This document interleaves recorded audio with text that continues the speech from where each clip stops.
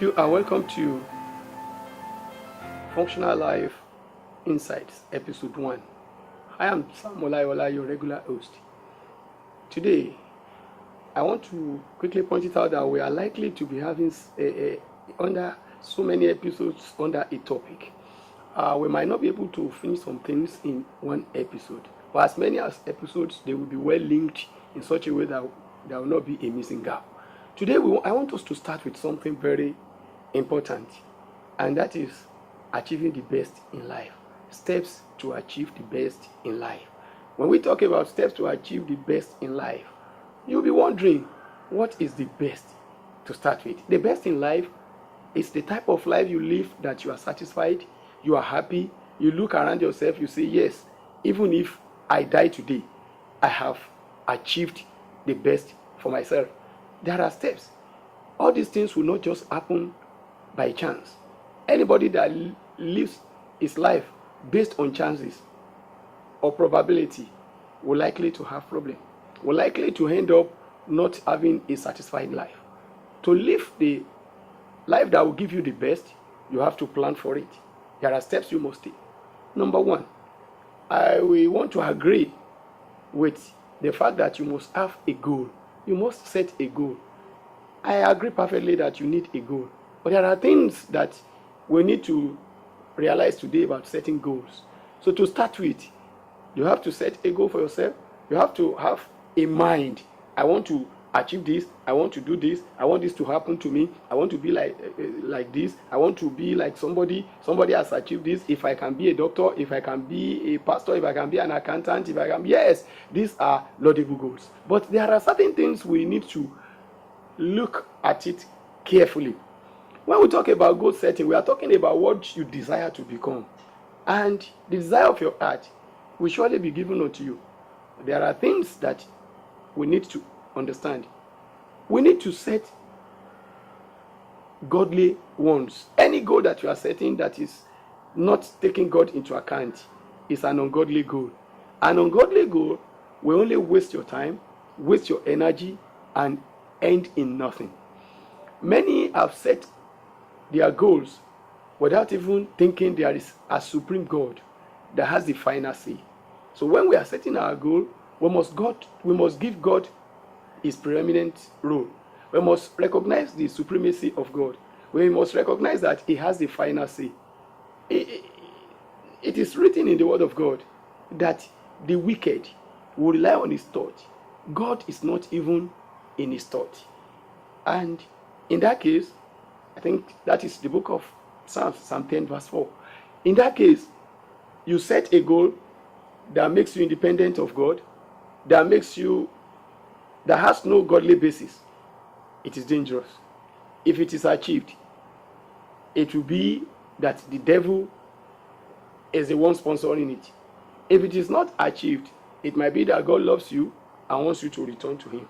So rather than wasting your time, why don't you begin to set your goal having God in mind, respecting the greatness of God? From day one, I always tell people I'm an apostle of 2 feet. I'm an apostle of 2 legs. You have to have your 2 legs on the ground. You have your physical leg and your spiritual leg. Many people rely too much on one leg and they don't bother about the second leg. So if you want to set your goal, there are physical things that must be in your mind. Like you want to become an accountant, definitely you have to be educated. That is a fine thing. But you must not neglect the spiritual input. You must not neglect what God can do to help you, to accelerate, to bring it to pass. Many are the thoughts of men. Many are the things that go on in our mind. But it's only God that sanctions our effort, that makes things work. So, when you are setting your goal, there are things you must look into. One, how godly is my goal? Is my goal in line with God's mind? He said he has a thought towards us and he knows it. So you begin to situate your goal in God's thought for your life. If God has a good thought for you and you set your goal without him, you have already sidelined his own good thought for you. You want to pursue your own good thought, and there is a road that seemeth good unto man, but the end of it is destruction.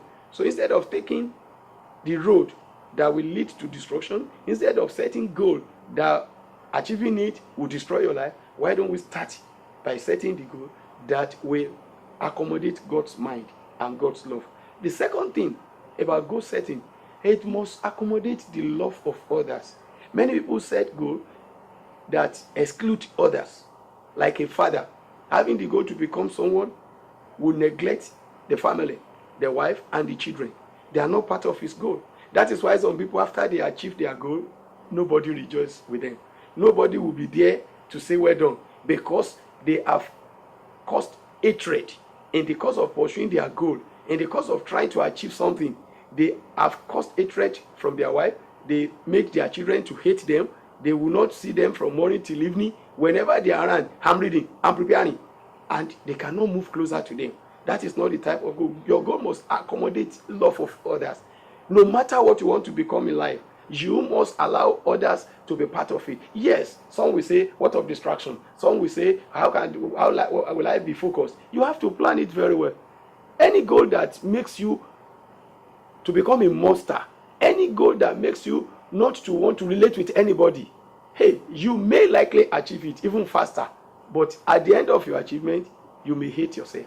You may not rejoice fully. You may not have the joy of achieving the best, because people that will have loved to rejoice with you, one way or the other, you have neglected them. One way or the other, you have bypassed them. One way or the other, you have made them irrelevant to your cause. So whenever we are setting goal, the love of others must be part of our consideration. Another thing that must be part of our consideration in setting goal is our health.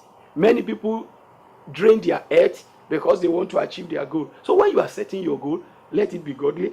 Let it accommodate love. Let it not be the one that will drain you of your head. Many people have lost what they have because of what they want to pursue. Don't lose what you already have because of your pursuant. Rather than losing it, you can plan it in such a way that your goal will recognize that you need sound head, will recognize that you need God, will recognize that you need your family, in such a way that by the time you are pursuing your goal, all these things will be intact. Or if you don't plan it very well, if you pursue your goal with all your strength, is my goal, set any goal that will make you loving and lovable. Set any goal that will make God important to you. Any goal that makes you to be independent of God is not going to end well. I have seen a lot of people, because they wanted to become whatever they have chosen. If they are Muslims, they will not go to pray again. If they are Christians, they will not go to their church again. Their goal is their goal. And that period, they will have been alienated from God. And once you are alienated from God, the problem you are having is that you achieve anything outside God, you will suffer for it. Devil will definitely deal with you. So we'll continue from there. I just want you to realize that when you are setting your goal, it must be godly, it must accommodate love, and it must take good care of your head. Thank you very much. You are welcome.